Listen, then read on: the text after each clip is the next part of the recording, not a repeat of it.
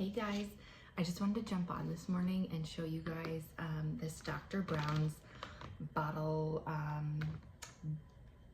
drying rack I got. Super easy to use. So it all came assembled and everything out of the box. There's a little notice on here. It says to lock into position, slide left, to release, slide right. The thing I love is it's all connected, all combined. It comes with like a water catch down here for easy cleaning. So in order to set these up, all you do is slide them off to the right and everything folds down.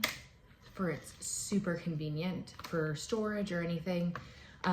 When you need to use it, you just pull them up, slide them over to the left, and that's easy. I don't use Dr. Brown's bottles, but I saw that it's compatible with pretty much any bottle type.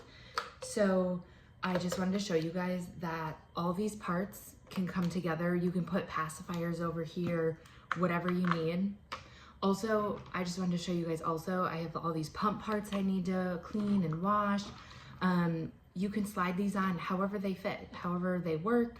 You can just put them all up here to dry and they hold them into place.